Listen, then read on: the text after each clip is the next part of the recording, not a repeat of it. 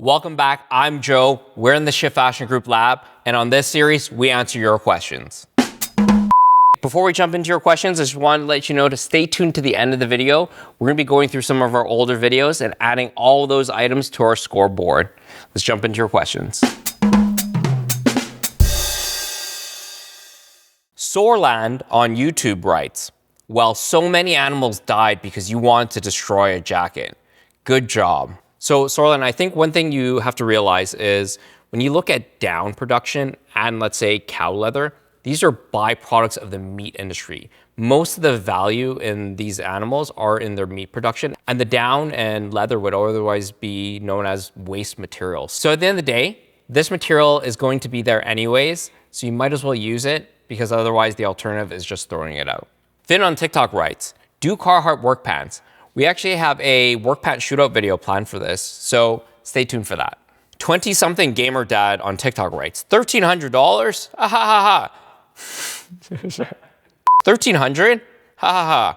I can almost buy a handmade parka for that much. I guess technically you could, like if we were to sample a parka for a client, the material cost to sample would probably be around 500 bucks. But you need the technical expertise on how to actually develop a parka, the specifications on the materials, the selection.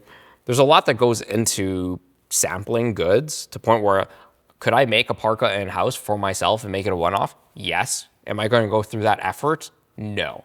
And I have all the resources available to me. That being said, you know, if Canada Goose and $1,300 is not your brand, there's so many other jackets out there. But for some people, that's the value change that they're willing to go through. So to each their own. Cynthia on YouTube writes, review Quince, please. So we actually have on our Today Show segment, we're gonna link it up in the card here and take a peep at that later. DiabloFan285 on YouTube writes, wait for the bus in a $1,500 jacket. So actually I saw a comment on this where someone was like, it's very common in places with competent transit systems. When you look at places like New York or Toronto where we're from, they are very common. The cost of buying a car, having to pay for a parking spot, or having to Uber every day is just gonna be so much more expensive than just having a really good jacket, especially if your commute with transit's still relatively short. Rye MJF on TikTok writes, why is the dryer so bad? So imagine starting off wet and then being tumbled around in a hot box for an hour. That's why the dryer is so bad. David Vagrinik on TikTok writes, fun fact, 95% of work is made in China and the last 5% is made in Canada. So it's technically made in Canada. So that's actually not how trade rules work. To be made in Canada, you need 51% of the associated costs to be in the country of manufacture. So while they might be sourcing materials from China, to be legally made in Canada, it has to be made here. And some folks that work here used to work for Canada Goose, so I know in fact that it is actually still sewn here in Canada. Zach Davies on TikTok writes, I think you mean a boot that. Yeah, eh? Sorry. Apatow69 on TikTok writes, can you do tips on how to iron clothes based on their fabrics like linen to maintain the smooth, clean look? We're actually more on the manufacturing side. When it comes to garment care, there's definitely gonna be a lot better experts that you can source your information from. We did a video over here with Zach from Jeeves, New York, and they have fantastic content on how to actually care for your garments. So check them out. Papa Zipe on YouTube writes, why don't more brands make significantly higher quality garments and undercut each other like in many other industries? It's not like a super high-end garment actually costs that much more to manufacture than a mid-tier product. So there's multiple points to that. Let's tackle your last comment first, where not like a super high-end garment actually costs that much more to manufacture than a mid-tier product. I would say that's actually very much true. If you look like at a mid-tier t-shirt that you can manufacture for $6, adding $3 to that product cost, bring to like $9 or $10, significantly improves the quality of that product. But the reason why a lot of brands don't do that is, especially in fashion, it is hyper competitive and you want as much marketing dollars as you can as a brand to get in front of as many consumers as you can to ultimately acquire that customer. And when there's so many brands out there all vying for your wallet share, the more you have for marketing, the quote unquote easier it's going to be to grow the brand. So a lot of times when it comes to the products itself, brands are going to produce as good as they need to be for the consumers they're trying to target ultimately. And when you really look at super high-end quality goods, it actually costs more to acquire those customers as well. So you look at brands like Loro Piana, does it justify that price point? Absolutely not. But having a high quality garment, you need to spend a lot more to communicate that because you need to capture a lot more of your consumers' time. So that's the kind of value exchange that's happening there. Whereas like you print a basic shirt with a graphic on it and you get a bunch of influencers, it's a lot easier path for growth. After reviewing 4 different alloy items, I can tell you I am not impressed with the quality of this brand. This fabric itself is not going to be very expensive. It's very common. It's been around for ages. I think this is the episode that we actually dove into the brand more and just figured out that they're essentially Bella and Canvas, which is a blanks company. And overall, it gave a lot of insight into why the majority of their products are very mediocre. From the fabric side, from what I can see, it was a polyester elastane. This is what I would call kind of like optical white. It's almost like bluish in hue a bit.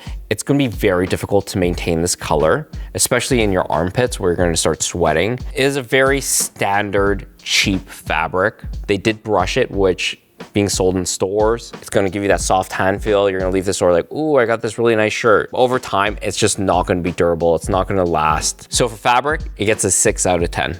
This raw edge is uneven. It tells me it's been manually cut. Workmanship, this was made in Nicaragua.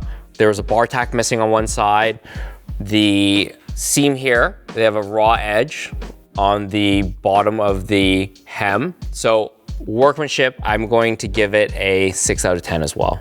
This is 94% polyester, 6% elastane. For design, there's definitely some improvements they could have made to this shirt, but overall, it's a slim fit t-shirt with a stretchy fabric, so I'm gonna give it a 7 out of 10. It's perfectly serviceable. For the cost of 78 Canadian, 74 US, 110 on their website, would I say this is worth it?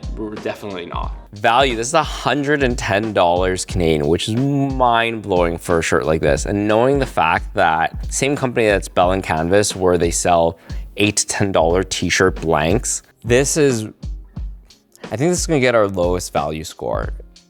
You know, typically I'll give a brand 1 because it exists and 2 because it's brand and some people care about that. This is a plain white t-shirt being masqueraded as a high quality premium product when it's not. So I'm gonna give it a 1 out of 10.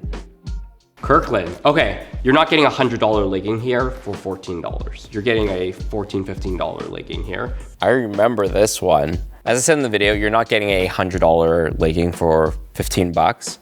But let's take a look at the fabric first. The fabric is a marled polyester spandex. It's been brushed, which gives it a little soft feeling. This is something that has been on the market for a really long time. It's really nothing special. That said, they did brush it, which is very on trend for fabrics these days. And this is nothing super innovative. It'll get the job done. I'm gonna give it a 6.5 out of 10. Okay, so these are made in Lesotho. Okay, so Lesotho is actually in South Africa. It's an interesting place to make these. This was made in Lesotho, which is not in South Africa, but geographically surrounded by South Africa. There were some workmanship defects in terms of the flat locks. It wasn't perfect by any means, and it wasn't completely awful by any means. So I'm gonna give it a 6.5 out of 10. Left and right leg panel, accent panels, pocket bags, gusset, and you have your waistband panels, as well as all your trim. For design, it's a very simple pocket legging. This is something that's been on the market for a long time. Not a lot of innovation here. It gets the job done. So I'm gonna give it a 7 out of 10. Is it gonna last as long as a legging from, let's say, Lululemon? Probably not. These are gonna start pilling, but again, $15 here, guys. This was $15, which is still kind of mind-blowing. You can get something from the opposite side of the world into a big box store here in Canada for less than a Big Mac combo. I'm gonna have to give value I'm gonna give it 10. Yeah, this is crazy. Yeah. For value, because of all that, I'm gonna give value a 10 out of 10. Okay, figs. So we have scrubs, 88% polyester, 12% spandex, 100% awesome. Remember this. This is their 4-way stretch, breathable, antimicrobial, anti-wrinkle fabric. The fabric itself is 72% polyester, 21% rayon, 7% spandex. You know, my mom was actually a nurse. So growing up, I've seen her wear many scrubs, and most of the scrubs are woven fabrics. They're very stiff. They don't have a lot of room for comfort. They're really there designed to protect the wearer from splashes and bodily fluids. Being able to bring in a stretch twill like this, it's a nice touch. The rayon gives it a little nicer hand feel. These little things that elevates a product that you're going to be wearing for 12-hour shifts. And for that, I'm going to give it a 8 out of 10. Overlocked it, and then they did the single needle chain stitch to give a little bit more security to the side seams as well as the arm seams. For workmanship, this was made in Vietnam. I see there's a few loose threads. There's a slight snag on the inside. Overall though, it was fairly well made. I'm gonna give it a 7.5 out of 10.